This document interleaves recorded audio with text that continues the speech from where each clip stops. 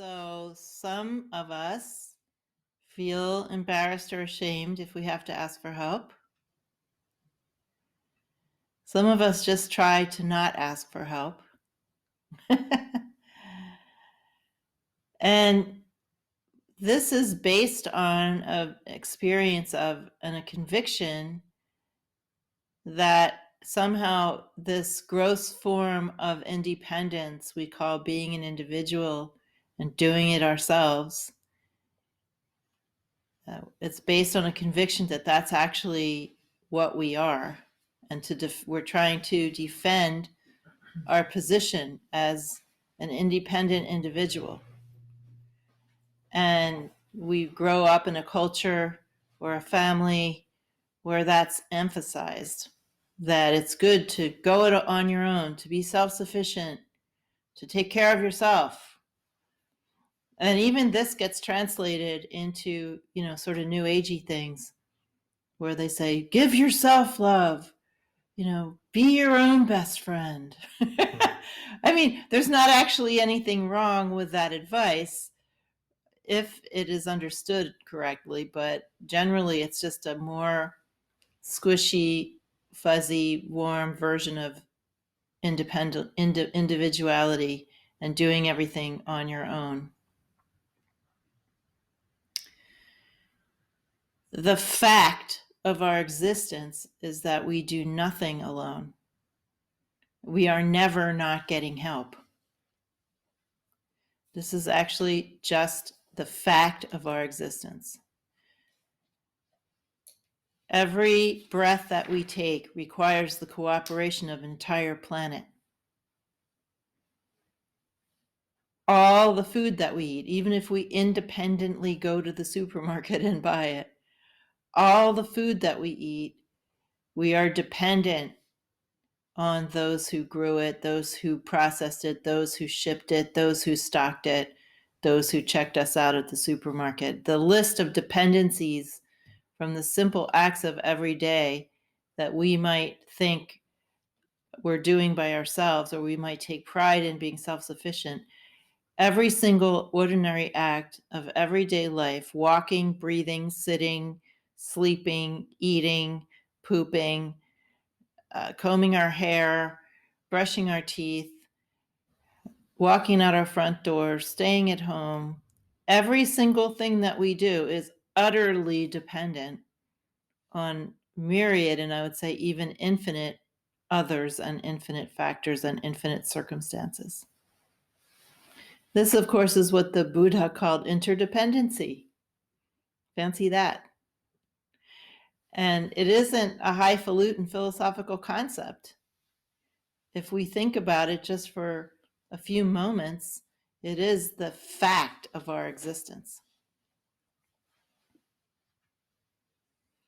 So anything that doesn't recognize that, any idea that we have about ourselves, or idea that we have about how we should be functioning, or pride that we take in our independence, or shame that we feel at our dependence, is really only based in karmic patterning, in tension, in fear, in misunderstanding of our real condition. And we can look to our culture, of course, because the sort of extreme feeling of independence is, or value that's placed on independence, is not part of every culture on the planet. You don't all know Matri, but she comes from New England. So that's kind of ground zero for the go it alone thing. I think I mentioned that when we were in Maine, I learned that I was told by people who were from Maine that the real sign of being accepted as in Maine by a person who's from Maine is that they would ask you for help. That was the sign that you were really accepted as a friend or as a viable acquaintance.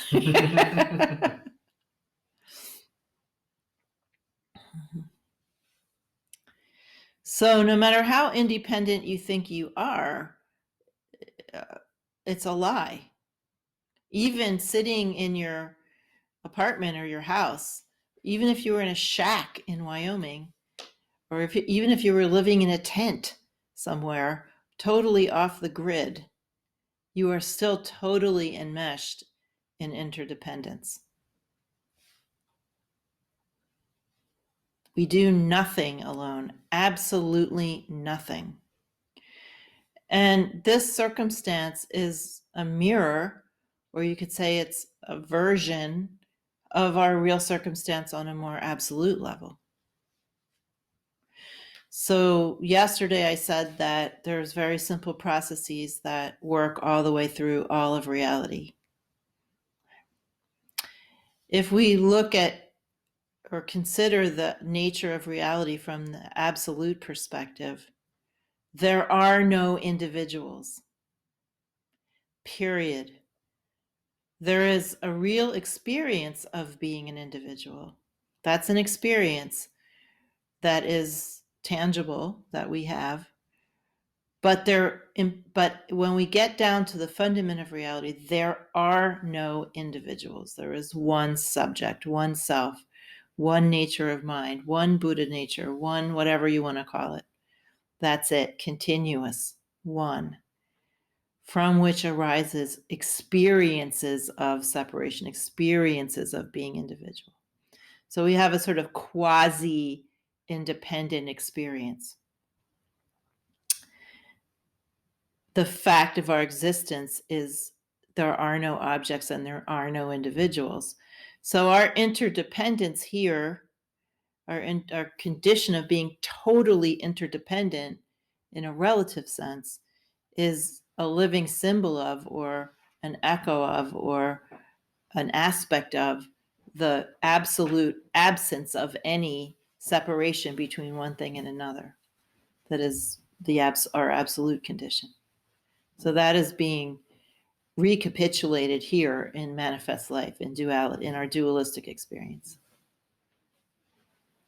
The further we get from recognizing that we are always, always utterly dependent on everything, the further we get from that, and the further we get into habits of being attached to some concepts of independence and individuality and going it alone and doing it ourselves and etc., that just is basically expressing more separation from the wisdom of our real condition.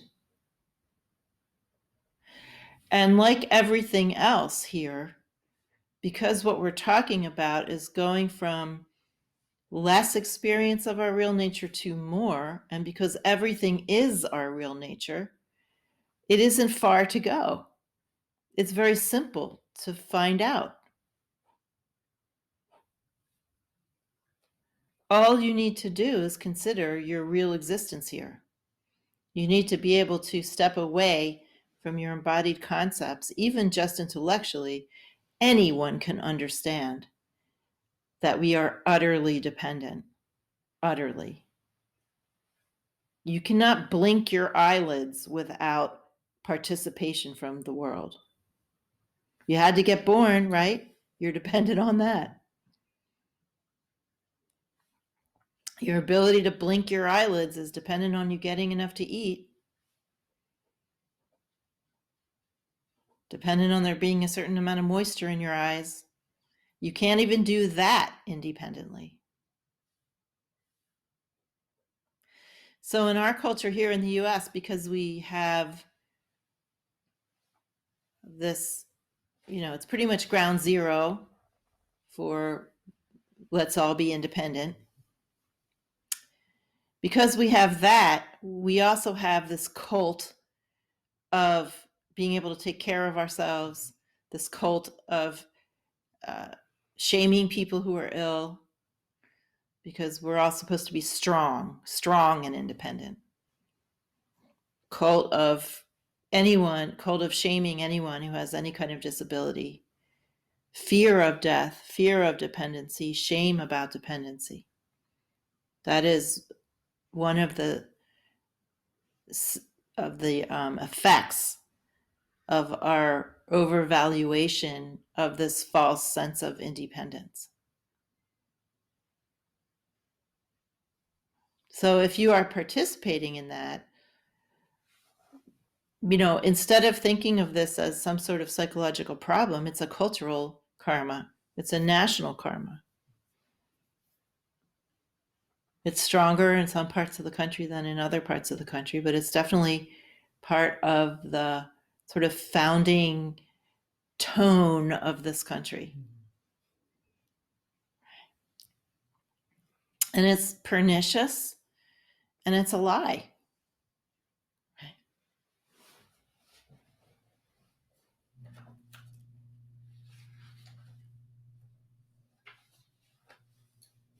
So independence just doesn't exist.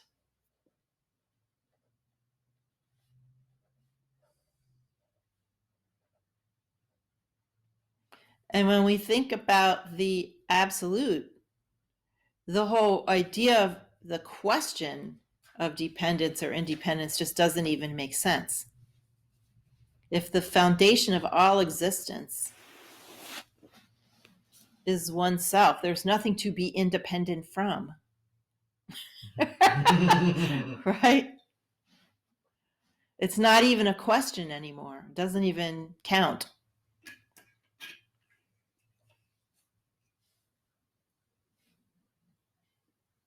Sometimes you'll hear in certain Indian traditions, not Trikashaivism, this idea of kaivalya, which means independent, or an independent self, or being independent.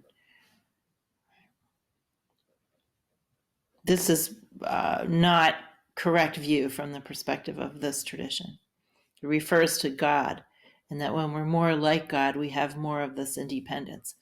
But the freedom of God that we talk about isn't related to independence. That question just goes away.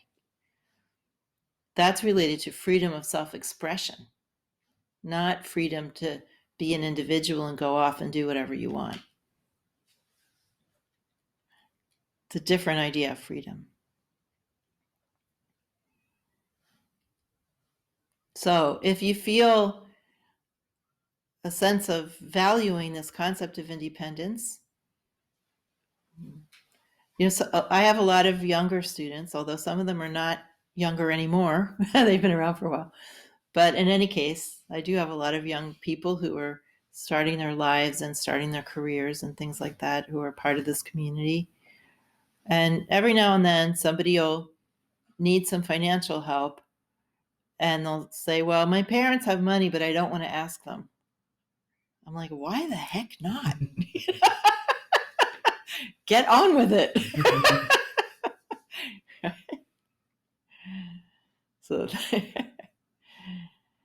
So if we feel shame around this, or we're trying to make our stand, consider that you've been sold a bill of goods. And that it's not the only way to be in the world, because other cultures have more of an idea of collaboration and collectivity and mutual support, and that's the norm in other cultures. It's certainly the norm in more ancient cultures by and large. They would laugh at you if you said, I'm trying to be more independent. They'd be like, what? What do you even mean? Yeah, can you imagine this? In some indigenous, I'm really sick, but I don't want anyone's help because I'm trying to be independent. They would be like, I don't even get what you're talking about. Right? So it's good to denaturalize these ways of feeling and being by thinking that there is an otherwise. So this is something that I like to think of. There's always an otherwise. There's always some other way it could be. The way that things are for us is not the only way things can be. And if we remind ourselves of the otherwise, then it helps us to recognize that the ways that we feel and the karmic patterns we're subject to are just, one set of possibilities among many sets of possibilities. And that begins to free us from the sense that how we feel is perfectly natural, or from the sense that we're doomed to always feel the way we feel. It's also good to think about how time limited a lot of the things we take for granted or we take as natural or actually are. For instance, the whole concept of shame. It's a very historical, time limited concept. We embody it, we really feel it. I'm not saying it's something fake. It's not just an intellectual idea, it's an actual experience, but it's an experience of a certain historical time period in a certain sort of person, in a certain sort of milieu, certain kind of discourse community or emotional community. Same thing with the way we talk about trauma, or even the whole way we even talk about psychology is a completely time limited historical phenomenon. So it's good to understand this and to have some way, it's a way of starting to detach from the ideas that these things are who we are and that it'll always be who we are and it's the only way to be and it's natural and it's biological and it's this and it's that and it's the other, when actually there's just so many other zones of feeling and ways of relating to being a human being that are possibilities for us. It doesn't mean you can just automatically step out of the way that you feel, because these are ingrained patterns of body, energy, and mind that have momentum. This is why they're called samskaras. Samskaras is a Sanskrit word related to the English word scar. They kind of create grooves in this package of what we are, this jumble sale of we call a person. And so we start to detach a little from these things, but we shouldn't then put a burden on ourselves that we have to just get rid of them in a snap of the finger. That's not what it's about. It's about slowly divesting ourselves of these patterns. And a good way to start is by recognizing that ideas about independence and how all the complex feelings we have around that are time limited, historical, not how every culture is, not how every culture was, and certainly not the actual fact of our existence, if we consider that.